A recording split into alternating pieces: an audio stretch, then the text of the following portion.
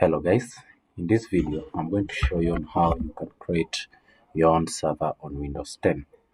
So we are going to use a tool known as Hyper-V. So Hyper-V is a window features that allow you to create a virtual machine. So first of all, you have to check whether your machine is compatible with the Hyper-V. So to check, you search system information. So the OS the OS Hyper-V is compatible only for the Windows Professional or Enterprise. So if you have a home edition, you can upgrade to either Profession or Enterprise. Secondly, Hyper-V uh, is only supported in 64-bit machines. And thirdly, you have to enable the virtualization on the BIOS when you reboot your machine. So we are going straight to enable the Hyper-V on this machine. So to enable, you search Windows features here. Then on this, these are various Windows features that you can enable on a machine.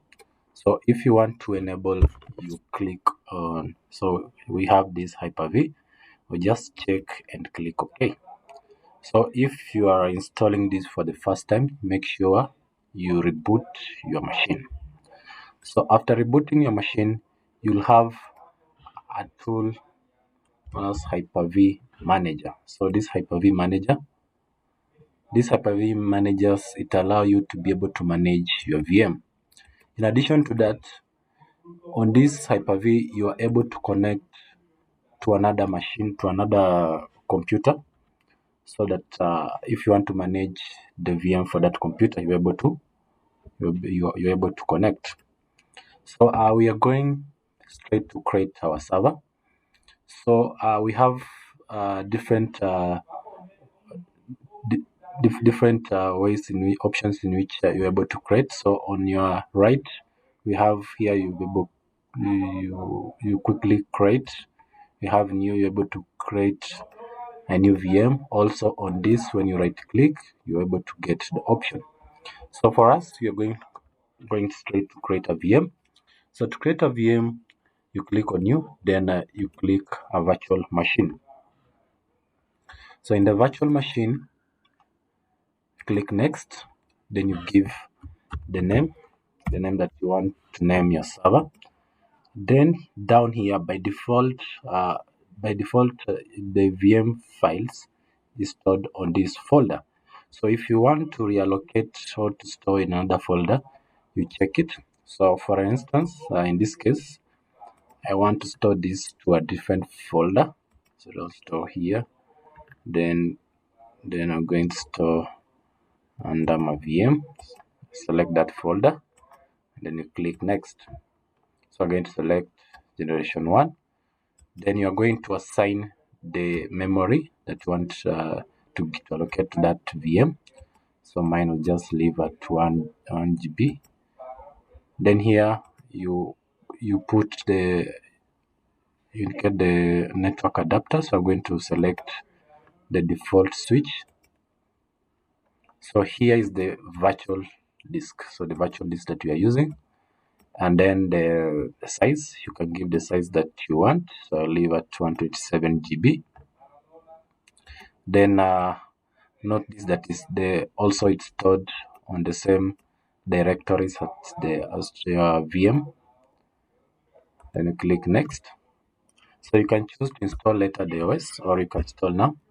So for the installation of OS, make sure you have the ISO file. You have downloaded the ISO file. So for us, we are installing the Windows Server 2019. So I've already downloaded it. So it's here. You browse and select it. Then you click next. Then after that, you click finish.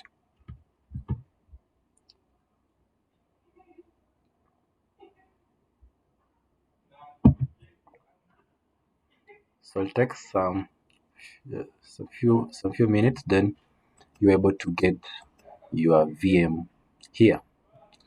So for you to be able to connect your VM, you select it, right click, then click on connect.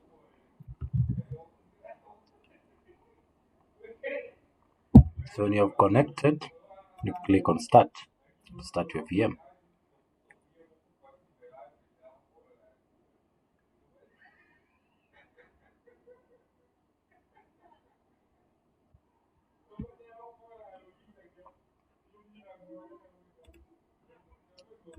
So your VM will start to load the Windows Server, that file for that you have selected for OS. So now it's loading.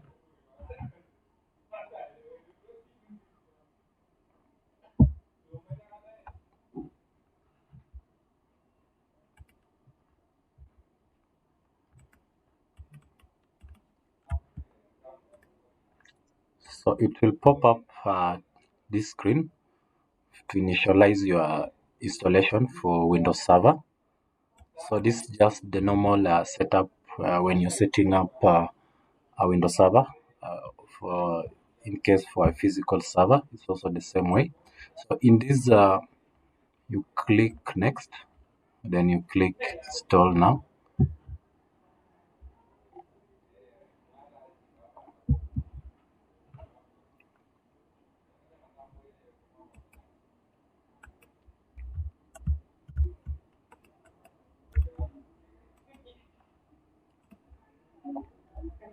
So here you'll be able to select the OS that you want. So I'll select the standard evaluation for desktop experience.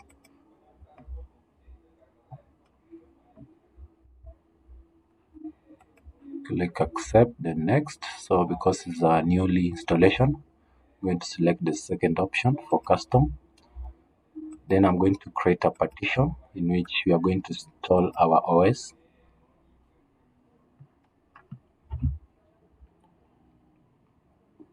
Okay, so it has selected. So you select the partition you want to install the operating system, and click next. So I'll pause the video as it installed. So we are going to set the password.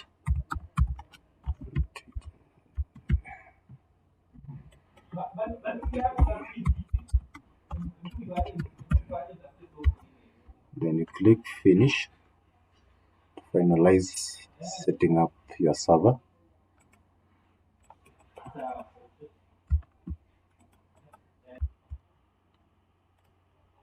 So I'm going to remote the server.